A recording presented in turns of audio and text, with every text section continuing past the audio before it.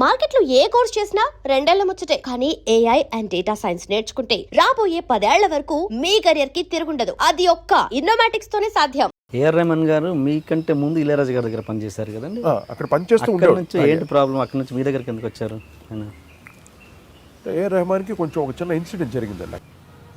చాలా ఇదైపోయిన టైంలో కరెక్ట్గా నేను ఫుల్ స్వింగ్లో ఉన్నాను. అప్పుడు ఓకే, నా స్వింగ్ స్టార్ట్ అయింది. రాజ్కోటిగా మీ ఇద్దరు స్వింగ్ స్టార్ట్ అయ్యేసరికి అప్పుడు తన్ని మేము ఒకసారి ఒక్క రికార్డింగ్ పిలిచాను అండి. అక్కడ నుండి మాకు అండర్స్టాండింగ్ బాగుంది, వీడు చాలా మనకి మన స్టైల్కి వీడు కరెక్ట్గా మ్యాచ్ అవుతాడని వాడిని పెట్టేసుకున్నాం. అక్కడి నుండి నేను తను ఇద్దరు ఇన్స్ట్రుమెంట్స్ కొనటం, అప్పు చేసి నేను కొంచెం ఫైనాన్స్ నేను డబ్బులు ఇచ్చేవాడిని వాడికి. అప్పు ఇస్తే వాళ్ళ అమ్మ రోజు ఆటోలో వచ్చి మంత్లీ ఆ డబ్బులు ఇంట్రెస్ట్ అదే దానికి సంబంధించిన డబ్బులు కట్టేది వాళ్ళ మదర్. వాళ్ళకి సొంత ఆటో ఉండేది, ఆటో రిక్షాలో వచ్చి ఇప్పటికీ గుర్తున్నాను, వచ్చి డబ్బులు కట్టేసి వెళ్ళేది మంత్లీ. అంత ఏమండి అసలు ఎలా పెరిగి ఉంటుంది. ఇప్పుడు ఇంత గ్లోబలైజ్ ఇంత ఇలాగ వస్తుందని ఎవరు ఊహించలేదు మేమంతా. అటువంటి ఎన్ని చూసాం. ఇలాగా రెహమాన్ తోటి మా ఫ్యామిలీ రిలేషన్షిప్ చాలా ఇప్పటికీ తను ఆ విశ్వాసం అలాగే ఆ మనసులో ఇంకా ఉంది తనలో. ఏంటి ఏమి కొడతా అని చూడు అన్నాడు అంతే, అలాగే కొట్టాడు. గ్రేట్. ఇళయరాజా అంటే ఆయన తర్వాత మేము వచ్చింది ఒక జోనల్ మ్యూజిక్. ఏఆర్ రెహమాన్ వచ్చి ఒక 75 సంవత్సరాల మ్యూజిక్ చరిత్రని ఒక నౌషాద్ గారు క్రియేట్ చేసిన ట్రెండ్ తర్వాత అందరూ అదే ఫాలో అయ్యారు. టోటలీ సౌత్ నార్త్ అందరూ నౌషాద్ క్రియేట్ చేసిన ట్రెండ్ ఇన్ ద మ్యూజిక్. ఆ తర్వాత మళ్ళీ ఏఆర్ రెహమాన్ మొత్తం ప్లేట్ తిప్పాడు ఇలాగ 75 years తర్వాత. అది ఆ క్రెడిట్ ఒక ఏఆర్ రెహమాన్కి వెళ్తారు. ఈరోజు నేను ఓపెన్గా చెప్పగలను. అంటే నేను ఒక కంపోజర్, నేను ఒక మ్యూజిక్ డైరెక్టర్. నాకు ఒకసారి సడన్గా బాలసుబ్రహ్మణ్యం గారు ఒక ఆయన ప్రోగ్రామ్కి వెళ్ళాను. నేను వెళితే నువ్వంతా ఇళయరాజా కదా ఫాలో అవుతావు అన్నాడు. అది ఇంతవరకు ఎవరు ఆ క్వశ్చన్ నేను ఎవరు అంటే మీకు అలా అనిపించిందా? నా పాటలో ఇళయరాజా ఒక ఫ్లేవర్ ఏదైనా ఉందా? మీరు ఒక ఆడియన్గా మీరు చెప్పండి కదా. ఇంతవరకు ఎవ్వరు ఆ క్వశ్చన్ అడగలే. ఎస్పి బాలసుబ్రహ్మణ్యం ఈ క్వశ్చన్ అడిగాడు నన్ను. ఎందుకు అడిగాడు నాకు అర్థం కాలే. నేను చాలా ఫీల్ అయ్యాను. ఒక్క ఆడియన్ కూడా అడగలేదు. నువ్వు ఎలా అంటే ఇళయరాజాని ఫాలో అవ్వాల్సిన అవసరం నాకేంటి? నేను సాలు రాశారు అబ్బాయిని. ఇప్పుడు ఇళయరాజా టెన్ అంటే ఆ రోజుల్లో మొత్తం చెన్నైలో ఉండేది ఇండస్ట్రీ. ఈ డైరెక్టర్లంతా ఇళయరాజా పాటలు విని మమ్మల్ని దుబ్బేవాళ్ళు. ఒక్కొక్కరు ఇది ఇలా పెట్టు, దీన్ని ఇలా చేయి. ఎవరికి సమాధానం చెప్తాం అక్కడ? ప్రతి ఒక్కడు కొంతమంది ఫ్రీడమ్ ఇచ్చేవాళ్ళు. నాకు మోహన్ బాబు గారు మట్టుకు ఫుల్ ఫ్రీడమ్. ఈ రోజుకి ఒక పాట వినిపించి ఇలాగే చేయి ఎలా చేయి, ట్యూన్ చేసినప్పుడు అడుగుతాడు. ఏదో దీన్ని ఇలా మార్చి అలా మార్చి అడగటం తప్పులేదు. అందువల్ల ఆయనకి చాలా వేరియేషన్స్ ఆఫ్ మ్యూజిక్ చేశాను మోహన్ బాబు గారు.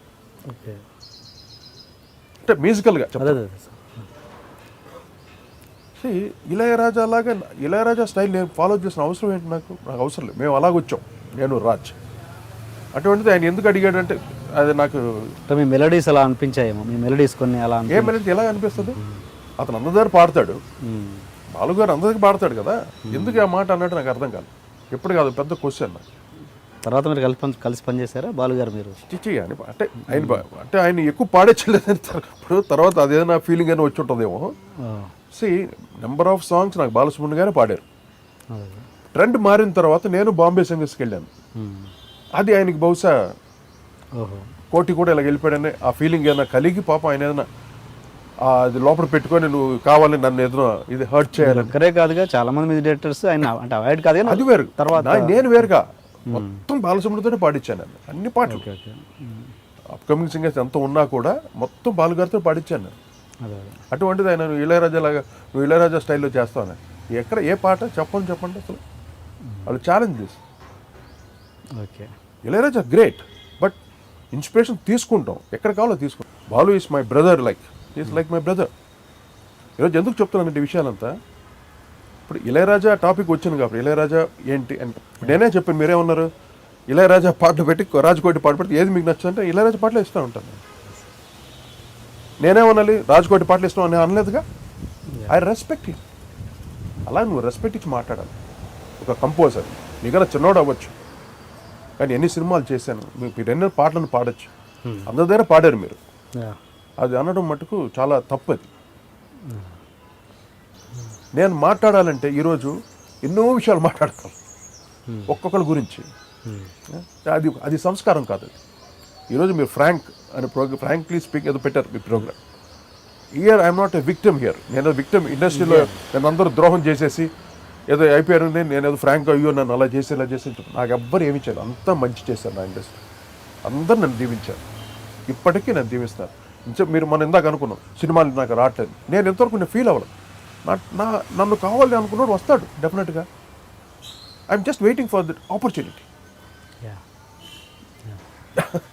ముందు కూడా నేను ఆపర్చునిటీ కోసం వెయిట్ చేశాను. నేను ఆపర్చునిటీ కోసం వచ్చింది, అది వెతుక్కుంటూ వచ్చింది. నేను రెడీ అవ్వాలి దాన్ని, ఆ బాధ్యత నాది. ఆ విషయానికి వస్తే ఏ గాయకుల్లో ఆ సంస్కారం కానీ నేను చూడలేదు నా ఎక్స్పీరియన్స్లో. బాంబే సింగర్స్ అంత బందా వాళ్ళు. కోర్స్ వాళ్ళకి గాత్రం ఇచ్చాడు దేవుడు, ఏదో కొత్త రకం ఉండదు వాయిస్, ఒక్కొక్కరికి ఒక్కొక్క స్టైల్ ఇచ్చాడు కదా. కానీ బాలు ఎప్పుడు యాటిట్యూడ్ చూపించలేదు. అందరి దగ్గర అది ఎంత చిన్న కంపోజర్ అయినా ఎంత పెద్ద కంపోజర్ అయినా వినయంగా పాటలు నేర్చుకొని క్లీన్గా పాడాడు. పాడుతున్నప్పుడు ఒక్కోసారి ఎక్స్ట్రా సంగతులు వేస్తాడు ఆయన, కొంచెం ఇంప్రూవైజేషన్ చేస్తాడు. చేసినప్పుడు బాలుగారు అది కొంచెం ఎక్కువ అవుతుంది అలాగా అంటే ఏంటో బాగుంటుంది కదా, లేదు గురించి కొంచెం తగ్గించానంటే ఓకే యాక్సెప్ట్. అలాగా ఒక్కోసారి ఆయన ఫ్రీగా వచ్చా వదిలేస్తాను నేను. ఒక్కోసారి లాస్ట్ పల్లవి అంటే ఆయన ఇష్టం మొత్తం ఆయనకి డెడికేటెడ్ అనమాట. అలాగా నా అదృష్టం ముఖ్యంగా మేము రాజ్కోట్గా మేము వచ్చినప్పుడు ఒక మంచి సింగర్, అన్ని సినిమాలు మేము చేయడానికి నెంబర్ ఆఫ్ సినిమాలు చేస్తూ అన్ని పాటలు చేయాలి అంటే ఇమీడియట్గా రికార్డ్ అవ్వాలంటే బాలు లాంటి ఒక హైపర్ యాక్టివ్ సింగర్ లేకపోతే మేము అన్ని సినిమాలు చేయలేం. చక్రవర్తి గారు అన్ని సినిమాలు చేసి ఉండడు, ఈవెన్ కేవి మహాదాన్ కూడా అన్ని సినిమాలు చేసి ఉండడు. అంత ఫాస్ట్ అండి. ఇప్పుడు నేను ఎంతో కష్టపడి ఎన్నో రోజులు కూర్చొని కంపోజ్ చేస్తాను song with in a minutes. ఒక పాటను 15 నిమిషాలు 20 నిమిషాలు నేర్చుకుంటే టక్కున మైక్ దగ్గరికి వెళ్ళిపోతాడు. అది ఎంత కష్టమైన పాట అయినా సరే బ్రిలియంట్ గాయ. ఓకే, అంటే మన తెలుగులో ఘంటసాల గారి తర్వాత మనకి అటువంటి గాయకుడు దొరకడం అది చాలా చాలా చాలా మనకు అదృష్టం అండి. బాలు లాంటి వాయిస్ ఉండడం కూడా, అటువంటి గాయకుడు మన తెలుగు ఇండస్ట్రీకి ఉండడం చాలా గొప్ప విషయం. తర్వాత రెహమాన్ వచ్చిన తర్వాత అన్ని కొత్త కొత్త వాయిస్లను అలవాటు చేశాడు జనాలకి. ఒక అంటే మొనాటినీ నుండి కొద్దిగా బయటపడ్డాం. ప్రతి పాటే బాలు పాడాడు. ఇప్పుడు శంకరాభరణం బాలసుబ్రహ్మణ్యమే, తర్వాత ఆరేసుకోబోయి పారేసుకున్నాం ఆయనే, అన్ని రకాలు వెస్టర్న్ సాంగ్స్ ఆయనే పాడేవాడు.